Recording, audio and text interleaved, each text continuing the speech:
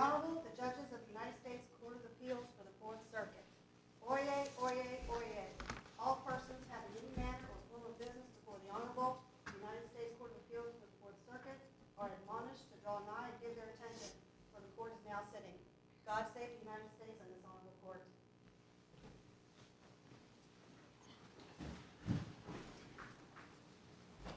Mr. Lumpkin, you're ready. Good morning. May it please the court, the administration, faculty, and students of the University of Maryland. My name is Hugh Lumpkin, and along with Megan Moore of Verbluen Lumpkin and Alan Ruley of Bell Davis and Winston-Salem, we represent the appellants and cross-appellees here. This is an appeal largely from post-trial orders that stilled the jury's voice in an action tried in Columbia, South Carolina. The jury had awarded substantial amounts of compensatory and punitive damages, which were ultimately set aside, principally in the order of August 10th, 2012. These awards were based upon the manner in which Liberty Mutual processed 5 construction defect cases, ultimately settling those cases, each and every one of them, over the vigorous objections of the insured. The cases are the Avian, Murray, Riverwalk, Magnolia, and Tillman cases. And the jury found that Liberty had settled and adjusted 4 of the 5 cases in breach of the covenant of good faith and fair dealing, and imposed that Liberty had imposed excessive claim handling charges amounting to about $18,000. The total represented in excess of $684,000 in compensatory damage. The jury separately found, and this was an itemized verdict, that Liberty Mutual was entitled to recover approximately $900,000 in deductible obligations that MI had failed to pay. But then, after being separately charged, and we had a separate argument on the issue, the jury also found that Liberty Mutual would be required to pay, because of its conduct and behavior, $12.5 million in punitive damages. Both sides, of course, filed post-trial motions. The August 2010 order is the one that vacated the compensatory award in favor of MI Windows. It did, however, find that the evidence of the breach of the covenant of good faith and fair dealing was sufficiently sound and profound to sustain that finding. The court essentially found that nothing Liberty Mutual did, however, caused, if you will, the compensatory award in favor of MI, and that was set aside. The court then recharacterized the $18,000 in excessive claim handling charges as contractual damages. The court further found that $210,000 of the amount that Liberty Mutual was seeking was improperly allocated under South Carolina law by Liberty Mutual. I think we are reasonably clear about the procedural history. Fair enough. It is a complex record, to be sure. Yeah. But I'm really curious to know, you've got a number of issues here, and I was anxious to know what you wanted to talk about first. In that case, I'll get right to the issues, Your Honor. Thank you for that. The issues, there are a number of them, to put it mildly, and while the shiny object here is justly the $12.5 million punitive damage award, I think that's something that the district court, in all fairness, should be able to pass on should she have the opportunity on remand. The issues I'd like to talk about, frankly, are the waiver issue, the issue of whether or not the damages for bad faith were properly set aside by the district court, given the abundant evidence that Liberty Mutual had not done what it needed to do to discharge its obligations of good faith and fair dealing, and whether or not attorney's fees can be seen under South Carolina law as an element of damages. Well, if you'll permit me to jump over waiver for just a moment, I really think waiver is really well covered in the briefs. The question, though, of proximate causation, you argue, as I understand it, in part, that the district court sort of misled you by what I think is fairly characterized as a rather conclusory denial of summary judgment to Liberty Mutual. But then she seemed to take a different view of things at the JNOV stage. What do you say about that?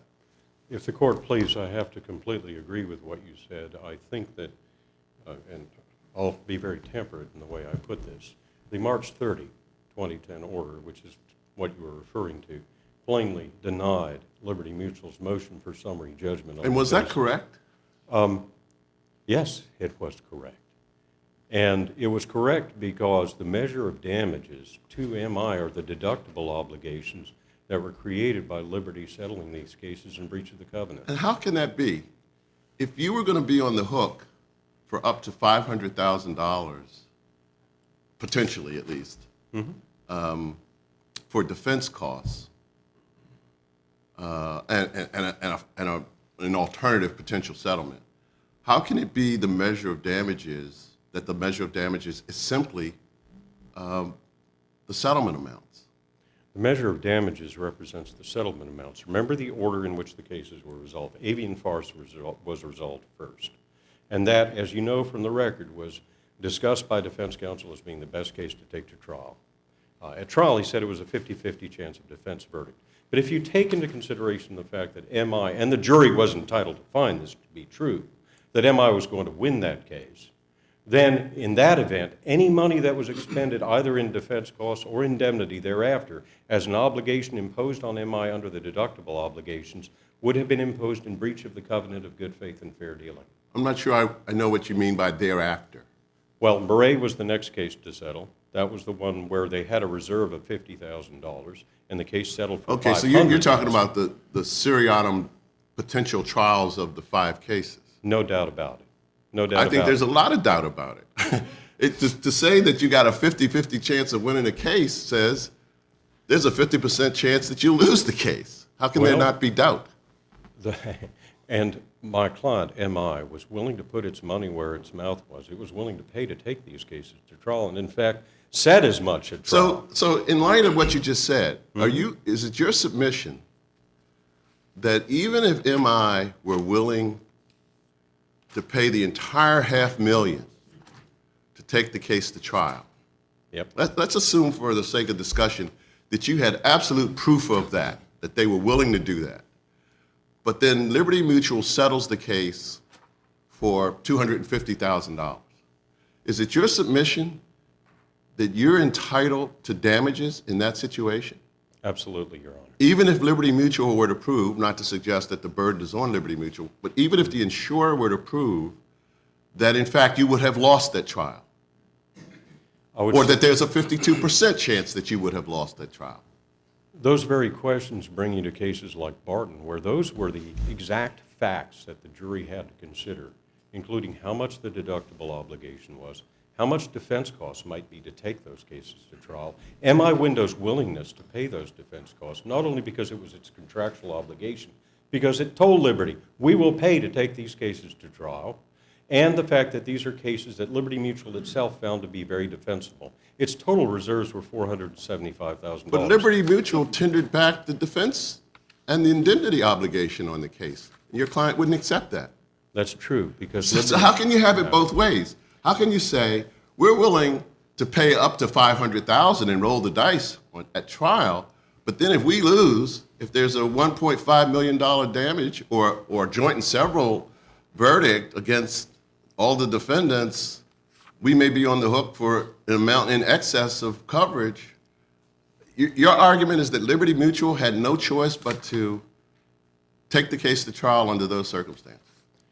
In fact, I had written down here that is not our argument at all. Okay. Our argument is that there were other options available to Liberty Mutual as the fiduciary actor here that would not have put Liberty in the position of saying, okay, uncle, we're taking these cases to trial, and if in fact a judgment for $8 million is rendered, we'll cut the check. That is not the option that Liberty Mutual was facing. It was not a Hobson's choice at all. It had the option of going to my client, and this is very common. In fact, there's a case out of South Carolina called Smith versus Maryland Casualty where this happened, where Liberty Mutual could have said to the client, we're willing to settle Avian for $72,300, and we'll honor that obligation. You take the case to trial. If the verdict is more, it's on you. They had that option. That's what there's already that obligation. There's a contractual obligation here with the insurance contract itself. Yep. And you've already assumed that risk when there's a settlement, which is completely in Liberty's discretion, and it is within the $500,000 deductible amount, then You've assumed that risk when you contracted with Liberty in the first place. We assumed the risk that we would be dealt with fairly and honestly and with due regard for our interests. Bear in mind that there were also special service instructions here that required discussion before Liberty Mutual did anything to impair the right of MI to protect its product reputation and take these cases to trial. Bear in mind also, as Justice Souter has said, when he was on the justice in the New Hampshire Supreme Court, the more discretion a party has, the more that discretion has to be exercised in good faith and fairly. It is like Peter Parker in Spider-Man, absolute power, he has to dispense it carefully. I understand your argument, counsel, but we can't rewrite contracts. Insurance companies make actuarial assessments in terms of premium. Basically, what you're telling me is you wanted a policy that says, if we have reputation to protect, we want you to try these cases, period, no matter what may be the efficacy of settling them or not, right? That's not what your contract said. The contract said Liberty Mutual had the right to settle them. You should have had a contract that said, no, when we'll sue, you will defend us, and we will pay our deductible, but you will defend it. That's not what your contract said. Thank you for that, Judge Gregory. A couple of things you've said resonate here. The first is, yes, Liberty Mutual did an actuarial assessment, and as you well know from this record, that assessment was that they would never have to pay a claim within their working layer. That was the basis of the bargain internally at Liberty Mutual. That was part of the motive for why they did what they did here. The second thing to bear in mind, this is not a deems expedient clause. This is a discretion clause. And courts, including this one, are fully familiar with a standard of review called an abuse of discretion. Discretion has to be exercised fairly and honestly. And what the jury considered here was abundant evidence that it was not done. We would not be here complaining if Liberty had honored its bargain. It did not.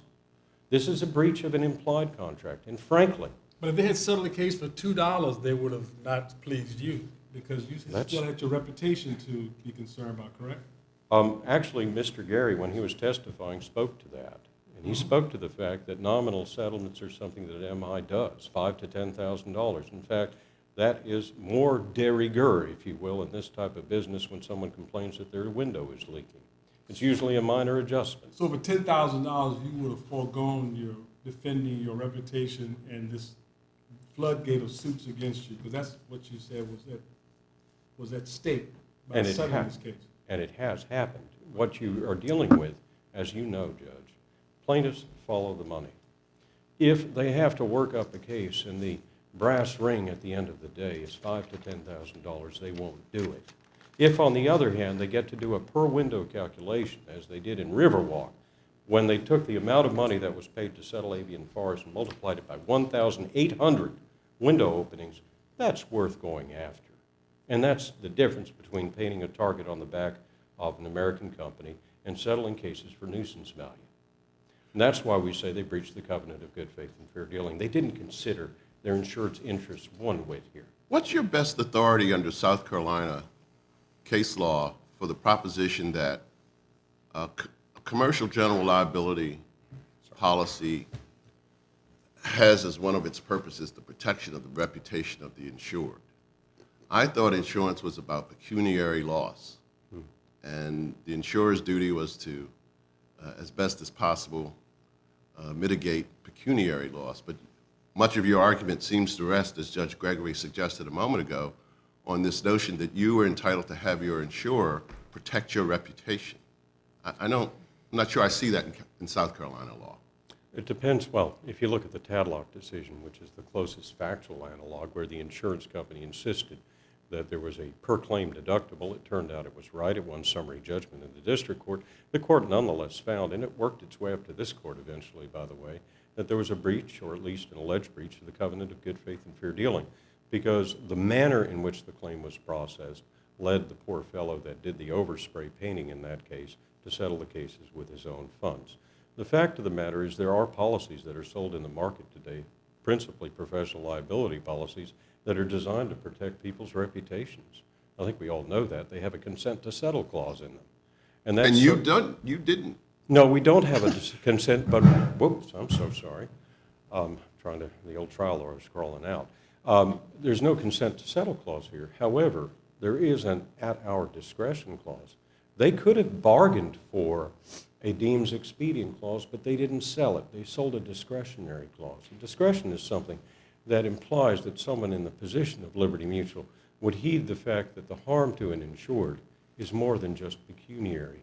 You can't just dump them by the roadside and walk away when you're done with them, which is what they did here. What are we to make of the fact that the case that did go to trial, co-defendants got a multi-million-dollar verdict against them?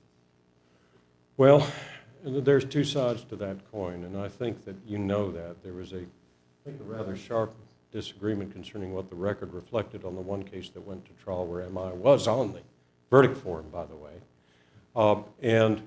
For one thing, MI wasn't there to defend its product. It had already settled. So it's in the nature of a default finding. But in the one case where it was on the verdict form involving Heritage, it was exonerated. What happened there is that MI received a summary judgment in its favor. And then after it was out of the case, and that's the summary judgment that's referred to in the record, the case went to trial so that the vicarious liability for the defect in the window could be tried, and MI was exonerated. So there's two sides. You know, I'm really curious about that.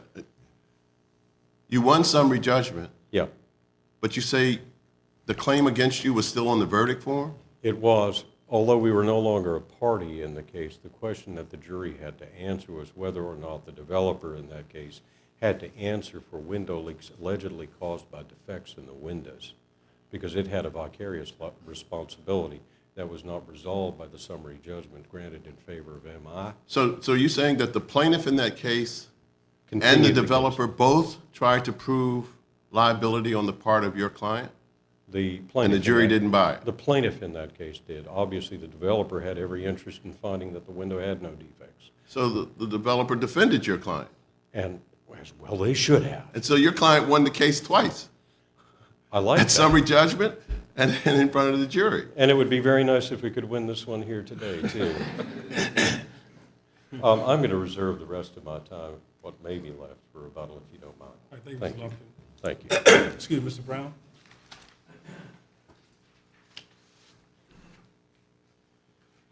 Thank you, Your Honor. May it please the court. Mitch Brown for Liberty Mutual of Wausau. There are 5 reasons that the amended judgment should be affirmed, except that prejudgment interest and taxable costs should be added in our view. 1, public policy favors settlements. And this is not just a statement. This is actually codified in South Carolina law. In the Improper Claims Act statute, there's a provision that requires, for example, failing to adopt and implement reasonable standards for prompt investigation and settlement of a claim is against the law in South Carolina. So you have to not only develop but implement steps to promptly settle claims. Further, the Trotter versus State Farm case makes it clear that Liberty is under a duty to settle a case where it might expose its insured to an excess verdict. So we have that duty to settle again. So that's point 1. Point 2, as the court's already mentioned, the unchallenged law of the case here is that the district court found that the contractual arrangement between the parties granted Liberty and not MI Windows the right to settle these cases. And it says not only right, but duty to settle the cases. Here's my conundrum. Yes, sir. The district court said, on the one hand, that the jury's finding of liability was sound. District court didn't touch that. Furthermore, the district court had said back at summary judgment, there's a genuine dispute of material fact as to damages. The case is tried. I understand your instructional error point, but apart from that, the jury found in favor of the plaintiff. Actually, the counter plaintiff. Right. And then the court said, well, after all, after further reflection, actually they got to show, the counter plaintiffs got to show that there was some incremental increase in their pecuniary injury above and beyond the mere settlement amounts. Now, arguably, the district court could have said that back at summary judgment. And one of the questions I have for you is, why didn't the district court say that back at summary judgment? Why did it? Because the standard's exactly the same.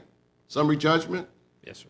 judgment at the close of the plaintiff's case, JNOV, the standard's exactly the same at all three stages. And it seemed to have, the wisdom came late, which, of course, we prefer that it come late than that it not come at all. Right. But the judge finally said, well, there's got to be something here beyond the mere settlement amounts.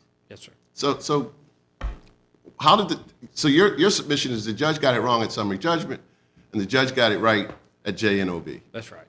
And the And judge I guess my also- bottom line question is, why shouldn't we send this back for a new trial in light of that rather unorthodox procedural posture of the case? We obviously are arguing for affirmance of the amended judgment, but if there is a new trial, then we would like that jury charge corrected, Your Honor. Understood. But speaking to the so-called trapping or misleading of the summary judgment ruling, it's simply a denial of summary judgment. That is, while it is the same standard, Your Honor points out, it's a different point in time procedurally in the case than the directed verdict and then the subsequent JNOV, where the totality of the trial has now occurred. Counsel's had every opportunity to put in whatever evidence they want to, and the court then rules on those other motions. But we're only talking about a very discrete, indeed one might say insular issue, the measure of damages. Right. That didn't change. The law didn't change. The facts didn't change between summary judgment and JNOV. Well, let me point out that in the opening statement, and this is in our brief, in the opening statement, counsel for MI Windows made the comment that he would come in and prove, and he actually made the comment again just a moment ago, that he did prove, which I have to beg a difference of agreement on this, that MI Windows was going to win all these trials, okay? And he said, we'll show you that MI Windows will win the trials for the same cost as it costs to settle the cases.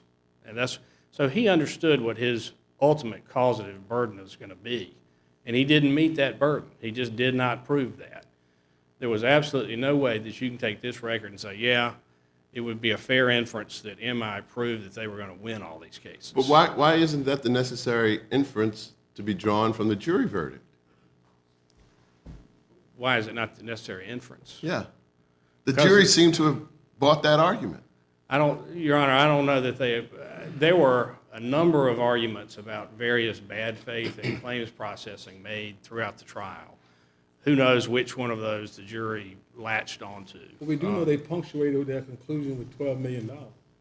Yes, Your Honor. I understand that. That's what I think Judge Davis was saying. It seemed like the conclusion suggested they must have agreed with that. Well, Your Honor, we're speculating. We're speculating? We're speculating as to why they awarded that $12.5 million. In fact, there wasn't even a number suggested by Did counsel. you ask for a special verdict in terms of they would lay it out?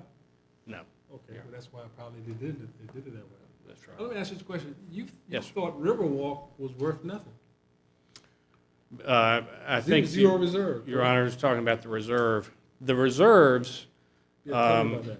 okay, the reserves, I'd like to explain our view of the reserves. They are point-in-time pieces of information.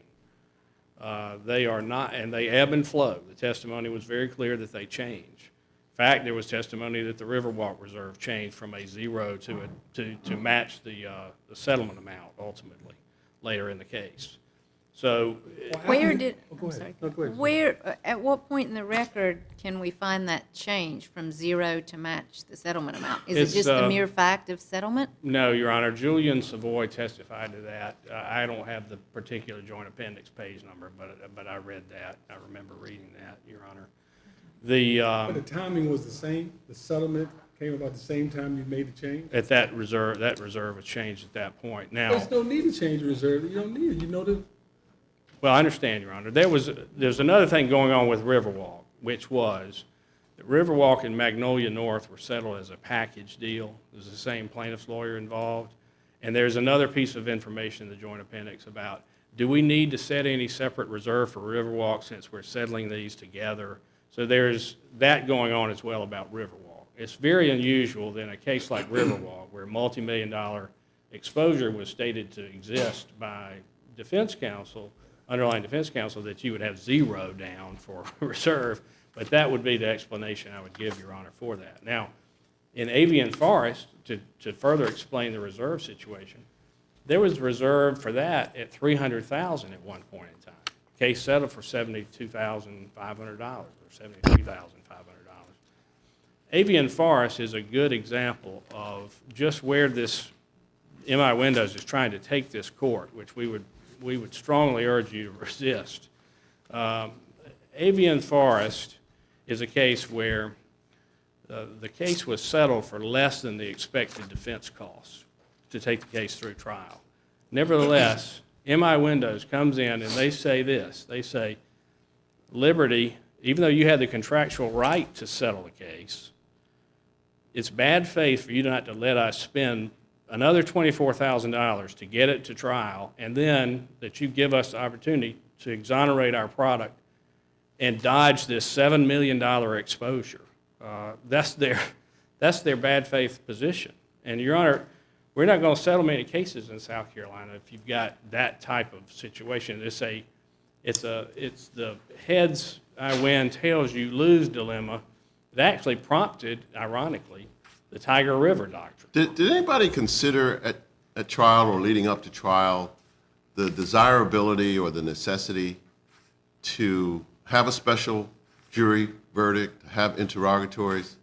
Because frankly, I mean, I suspect you'll agree that to a significant extent, this case involves 5 separate bad faith claims, right? Yes, Did the court reject that approach, or did nobody suggest it? Your Honor, I'm not sure of the answer to that. I wasn't at trial counsel. I apologize for not knowing the answer to that that's all right. particular question. I would like to answer one of Your Honor's questions that you gave to opposing counsel about reputation and whether insurance contracts protect reputation in South Carolina. They don't. In fact, the Doe case that's been cited, that very issue was brought up, where the doctor was saying, my reputation's at issue. That's a here." Med-Mal case. Right, don't settle the case, my reputation's at issue, and the court said, look, we're not going to get into that. 2 cases provide, and this is the third reason why the amended judgment ought to be affirmed. 2 cases I would draw the court's attention to show and give guidance to the court on what to do with this case. The Gardner case from this court, the Fourth Circuit case, and that was the Gardner versus Aetna case sent in by supplemental citation, and the Doe case, which was discussed at length. In both cases, there are 2 interesting points that the courts make note of, and they say there's no bad faith as a matter of law as a result of these 2 points. One, that everyone was in agreement that jury trial could not be avoided. Okay, that was the first point. That they looked at the underlying case, they said there was no way to avoid a jury trial. And 2, there was evidence that the defendant was in fact wrong in what they had done, negligent or had done something wrong. You've got both of those here in abundance in this case, in all of the underlying cases. You've got everybody, even Mr. Gary, MI Windows hired lawyer, said it was reasonably possible that there would be an adverse verdict in all of the cases. So this is your objective reasonableness point. Well, let me talk about the objective reasonableness. That's what you were just talking about, isn't it? Actually, no. What's the difference between objective Here's the reason- difference. Yeah. Our position is that and this is another way to answer Your Honor's earlier question about what the district court did or didn't do. Our position is the district court applied the wrong standard, not the correct South Carolina standard on what is and what is not bad faith. And that's our additional sustaining ground we raised in our brief. What the district court did, and this is important, distinct to distinguish, it said, is there any evidence that it was not objectively reasonable to settle these cases for X amount of money? And she then tried to point to some things and said, well, here's some evidence, I think, that maybe they settled these cases for too much money, okay? That's not the standard. The standard that she should have looked to was, did Liberty have any reasonable basis to do what it did? I thought that's exactly how she instructed the jury. Your Honor. The quotation from her instructions in the JNOV order, I thought was extraordinarily favorable to your perspective. Your Honor, she did, in fact, make that statement in the jury instructions. But what she didn't do was in the JNOV, she didn't apply that standard. Because had she applied it, I would submit to you. Well, but the jury did. She instructed the jury on objective reasonableness.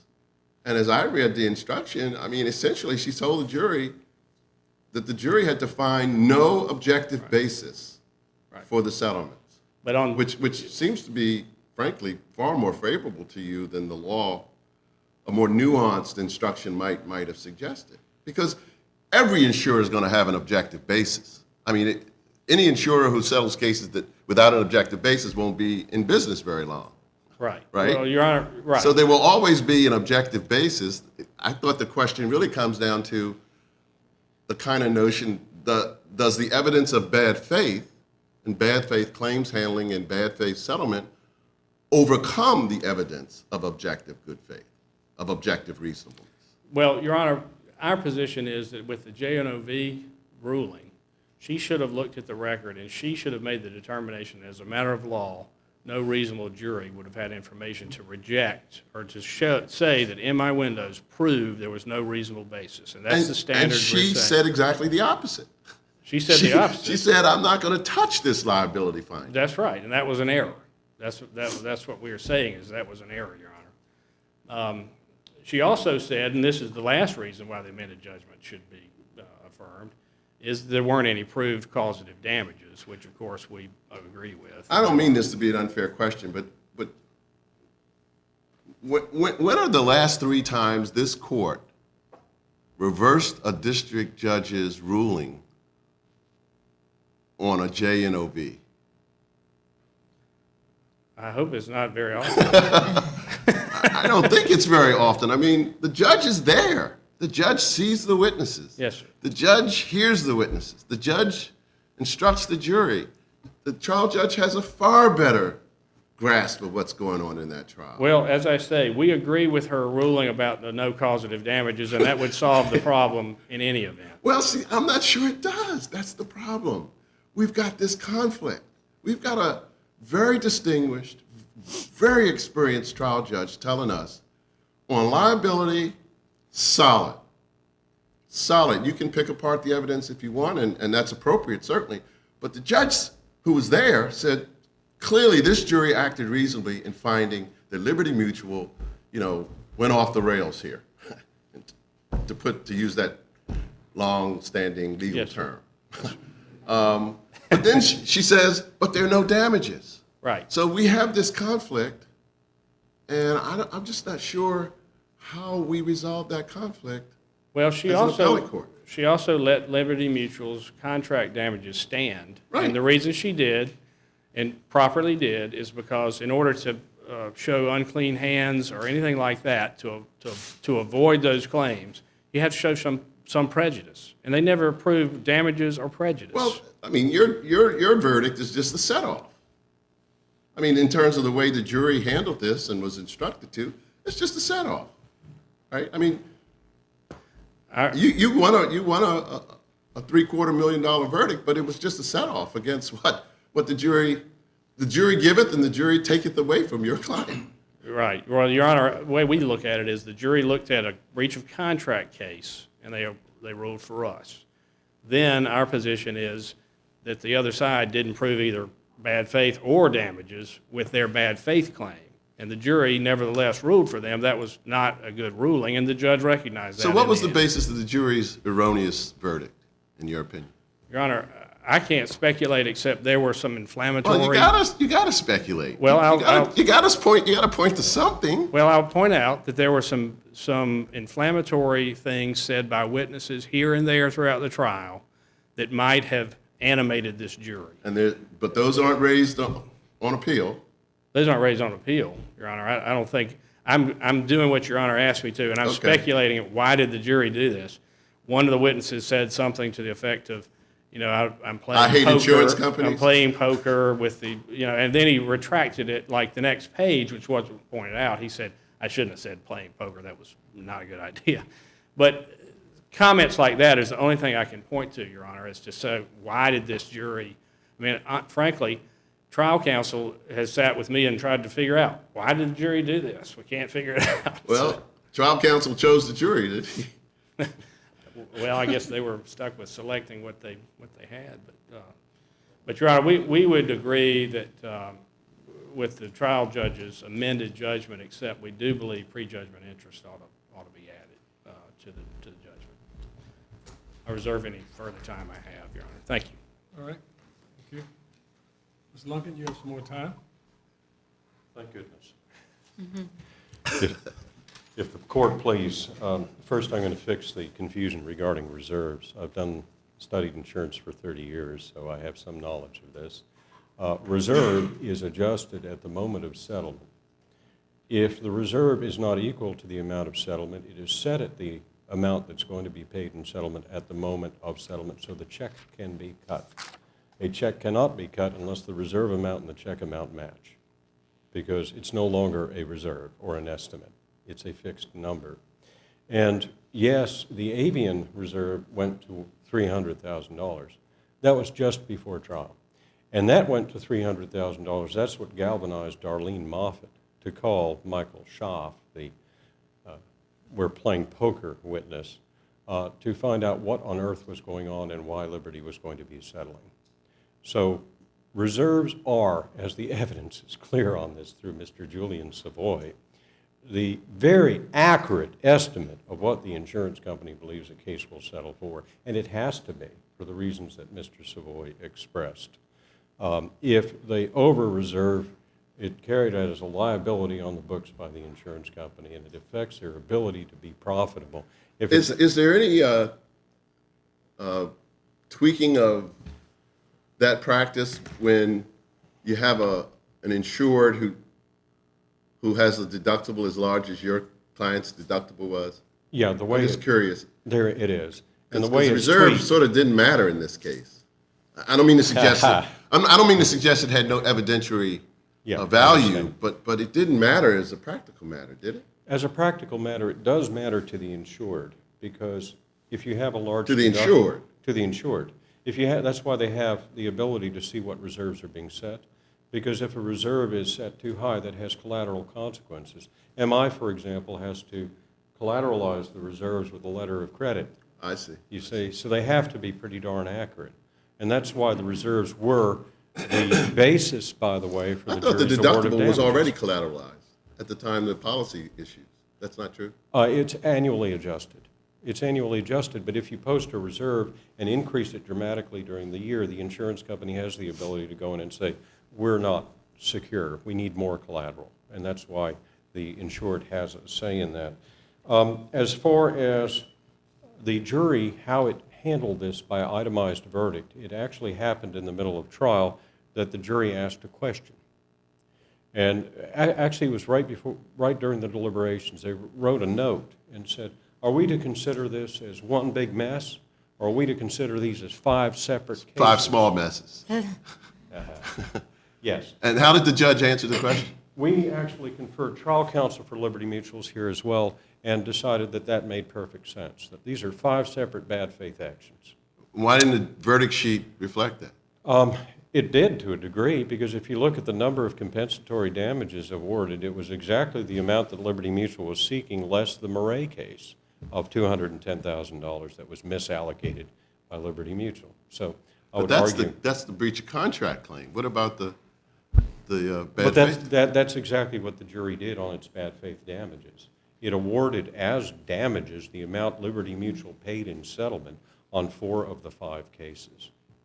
And that's how it arrived at its quantum of damages. So I guess you're conceding, and I think you did in the brief, that as to one of the cases, the jury actually found you were damaged by the settlement amount, even though you conceded that the defense costs, had you gone to trial, would have exceeded the settlement amount. We have to concede that in the brief. I see them And so how blinking. can that be compensable damage?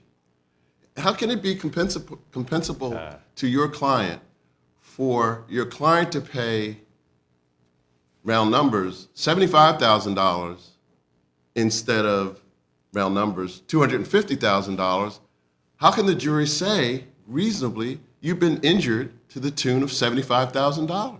Because the jury very reasonably could have considered that we would have paid X dollars to take the case to trial, which we were willing to pay and had offered to pay. But the settlement amount exceeded, and in 4 of the cases it did, the amount that would have taken the case to trial. And that seems to go back to Judge Gregory's point. You wanted to be a self-insurer. We And yet were. you went out with all kinds of professional help with a broker and bought this policy. So you were sort of walking on both sides of the street, weren't you? No, You not wanted to at be all. treated. You wanted to be treated as if you were a self-insurer, and yet you got the premium benefit of a couple of $1 million of coverage. The problem At a here low is cost. that when they settled these cases, Liberty Mutual treated us like we were self-insured, and that's the problem. You put your finger on it. Last thing, I made a mistake when I got up here earlier and answered a question about the Heritage case. I just checked the trial transcript. What happened was the builder was a party in the case. When we won summary judgment, the builder refused to drop his cross-claim against MI. So when the case went to trial, MI was still on the verdict form because of the builder's cross-claim. And so the builder was trying to prove a claim against your client, not the plaintiff. Exactly right. Okay, that's And I what I thought. apologize for that. Thank you. Thank you. Thank you, Mr. Lumpkin. Mr. Brown? you want to come back up? Thank you, Mayor. Please, the court. On the reserve issue, rather, I would point out that there was evidence in the record that Darlene Moffitt, who was the person in charge of the risk management program at MI Windows, would call on occasion and complain about the amount of the reserves and say, this is costing us too much money. This is tying up too much of our money in line of credit. Will you please move it down some? Things like that. The reason I bring that up is it just shows the disconnect between the reserve and the things that go into the reserve, and trying to take that and draw an inference that if it doesn't match up with the settlement paid at any given time, that somehow means something. It really doesn't, Your Honor. Secondly, the point that Your Honor raised about the program purchased by MI Windows, they in fact did purchase from Zurich a subsequent insurance program that gave them the right to settle. That's not the bargain they entered into with us, which is why we're here and have all these issues before the court. We were put into a place where if we didn't settle the cases, the law said we could be sued for bad faith if an excess verdict came down. And then MI said, yeah, but if you settle the cases, we're going to sue you for bad faith as well. What about the option that Mr. Lumpkin said you had? The only option that was put in evidence, Your Honor, in the record was they offered to come in and prove to pay. They said, we will pay for our own defense, but we will not allow you to not pay for any excess judgment. And that's not Nothing you would suggest you could have been proactive and suggested a way they could have protected their reputation and you could have protected yourself as well. Your Honor, there wasn't an option like that. Liberty Mutual actually said if you want to completely self-insure in front of the excess layer and just get us out of this, you could do that in the avian forest matter, but they didn't want to do that. They wanted to try the case for their money, but if something really bad happened, we would be stuck paying the bill. Thank you, Your Honor. Thank you so much. We'll come down and greet counsel and proceed to our next case.